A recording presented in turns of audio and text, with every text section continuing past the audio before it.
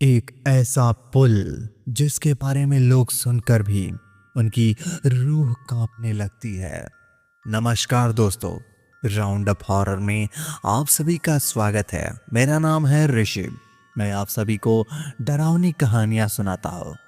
आज की कहानी सुनकर आप सभी के रोंगटे खड़े हो जाएंगे। उससे पहले चाहो तो आप इस चैनल को सब्सक्राइब कर सकते हो, क्योंकि इस कहानी को अगर आप 1 मिनट भी सुनेंगे तो पूरा सुने बिना कहीं भी नहीं जाएंगे। चलिए, डर की दुनिया में आपका स्वागत है। आज भी सूर्यास्त होने के पश्चात लोग उस नई पुलिया वाले रास्ते पर जाने से डरते हैं। पता नहीं ऐसा क्या है कि आसपास के गांव वाले सूर्यास्त के बाद उस रास्ते से गुजरने से बचते हैं। कई लोग तो दिन में भी उस रास्ते से नहीं जाते। गांव में शादी की बारात में दिल्ली से 4 दोस्त शामिल हुए थे और अगली सुबह तक उन्हें दिल्ली पहुंचना था। पहाड़ों पर अक्सर दिन में ही शादी हो जाती है, तो चारों दोस्त शादी में शामिल होकर अब दिल्ली के लिए जाने को सोच रहे थे। शाम हो चुकी थी, कुछ ही देर में सूर्यास्त भी होने वाला था। तो गांव वालों ने उन चारों लड़कों को सुझाव दिया, रात होने वाली है, आप कल सुबह चले जाना। परंतु उन्होंने बोला कल सुबह तक ऑफिस जाना जरूरी है, इसीलिए उन्हें रात ही निकलना होगा। तो गांव वालों ने उनकी बात मान ली और उन्हें समझाया कि रात होने वाली है, आप लोग नई पुलिया वाले बाईपास से मत जाना, वह रास्ता ठीक नहीं है।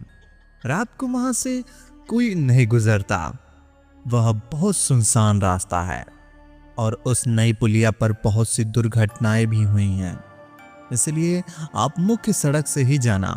लड़के ने गांव वालों के आश्वासन दिया कि वे लोग उस रास्ते से नहीं जाएंगे और बारात से अपने घर को निकल पड़े।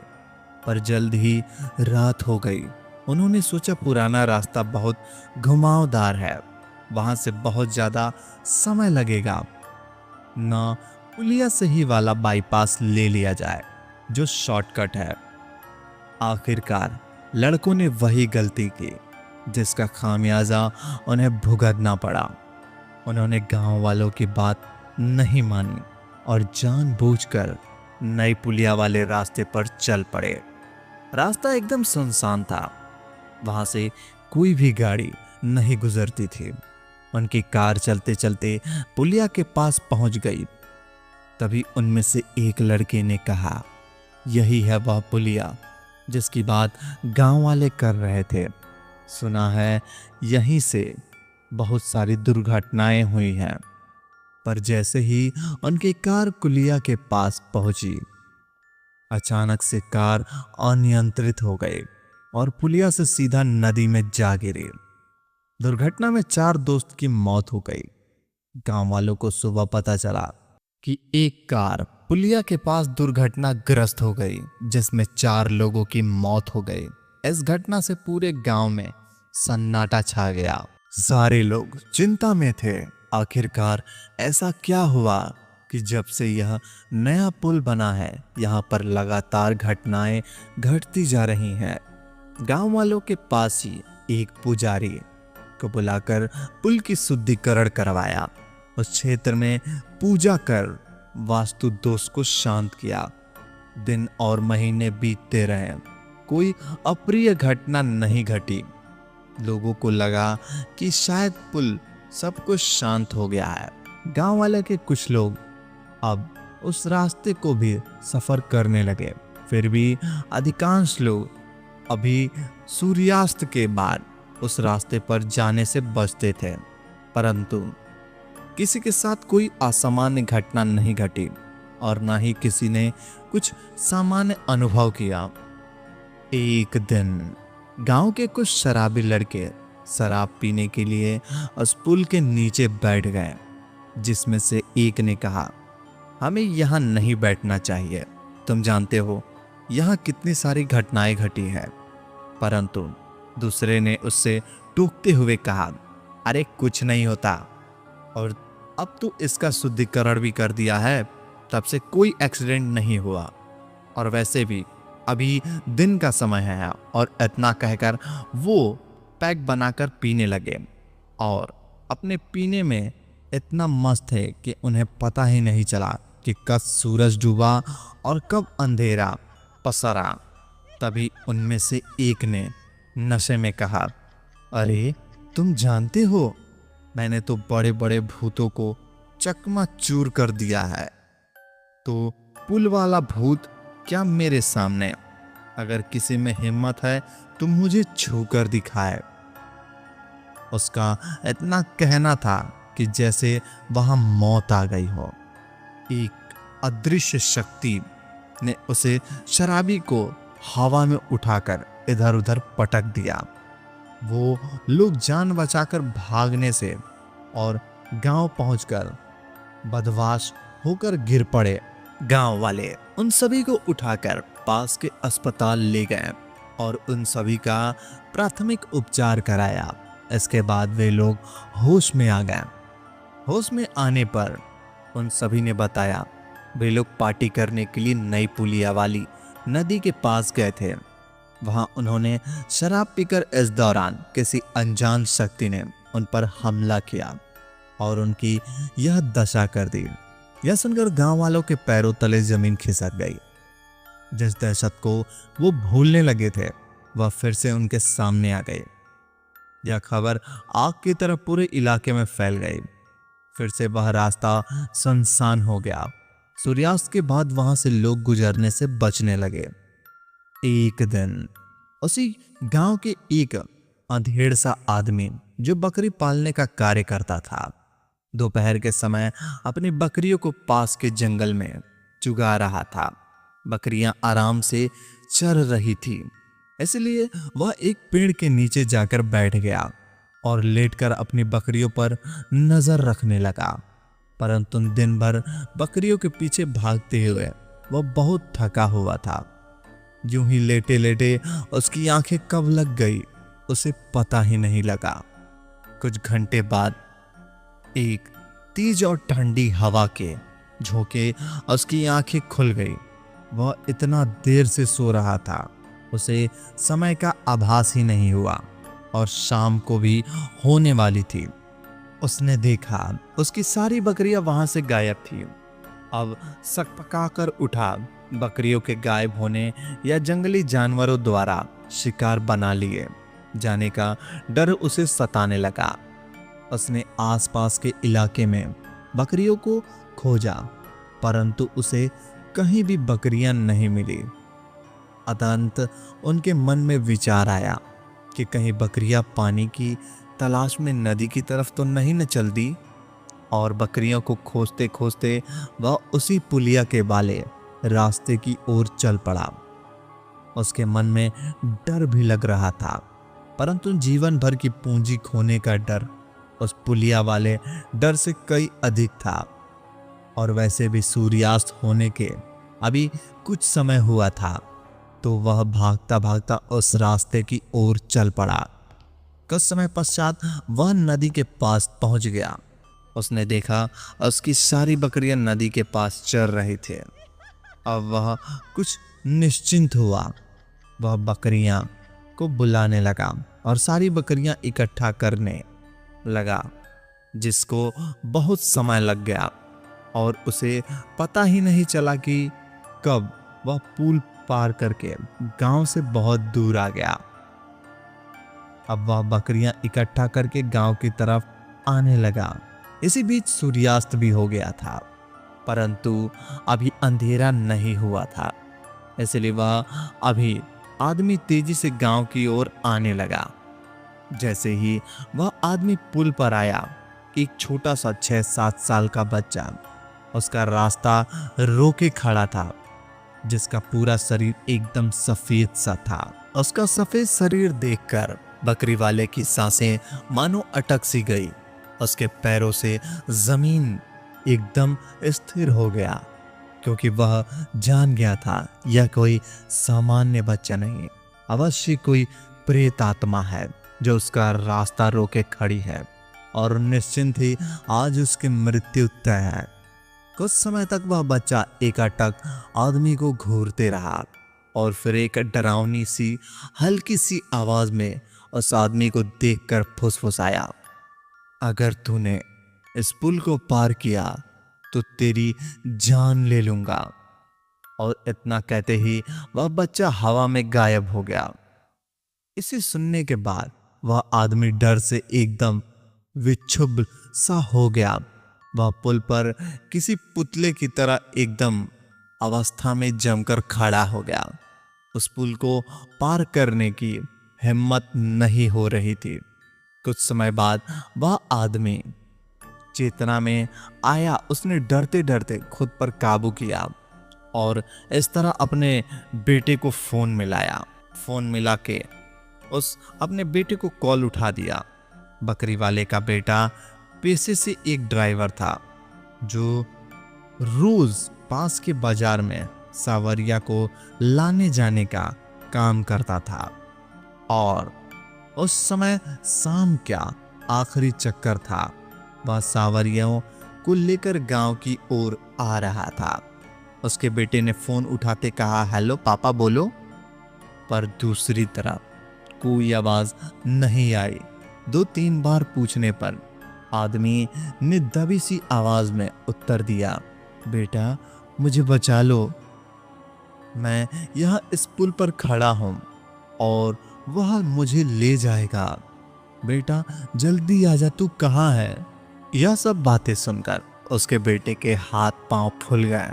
उसने तुरंत उत्तर दिया, पापा मैं यहीं पास में हूँ, मैं बस 10 मिनट में आ रहा हूँ। इससे पहले वह कुछ बोले पाता मानो किसी ने उसके हाथ से फोन छीनकर पटक दिया।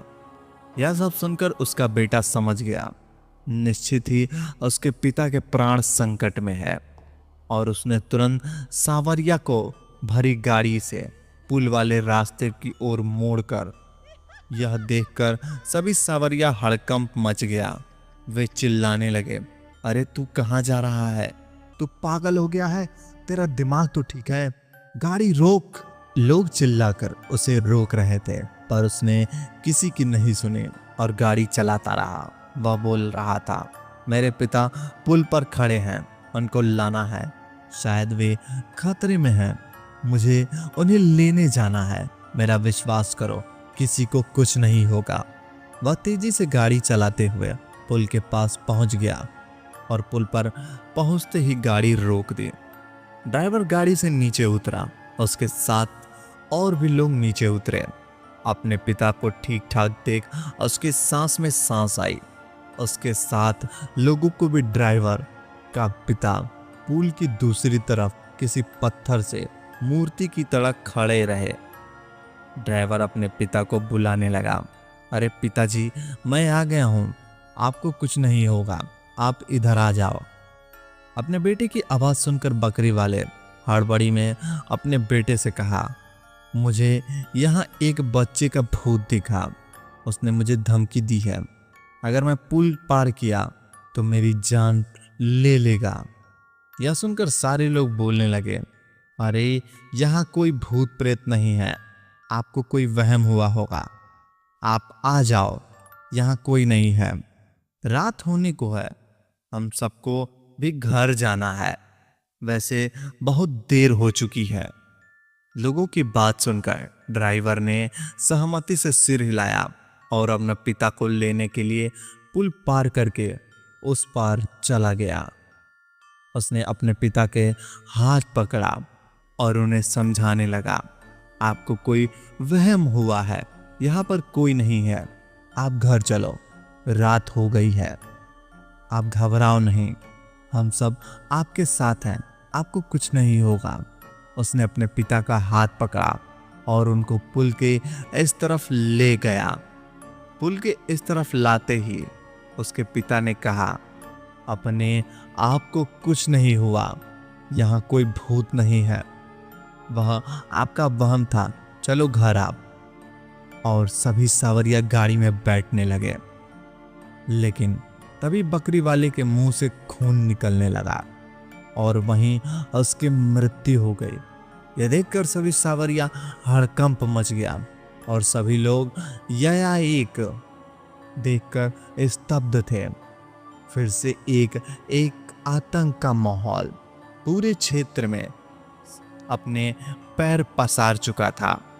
सभी ने ड्राइवर को संभाला और उसके पिता के शरीर को गाड़ी में रखकर गांव की ओर चल पड़े। इस घटना से उस पुल का खौफ और अधिक गहरा और मजबूत कर दिया। सारे क्षेत्र में यह बात आग की तरफ फैल गई और लोग उस पुलिया के रास्ते का जिक्र अपनी जुबान पर लाने से बचने लगे।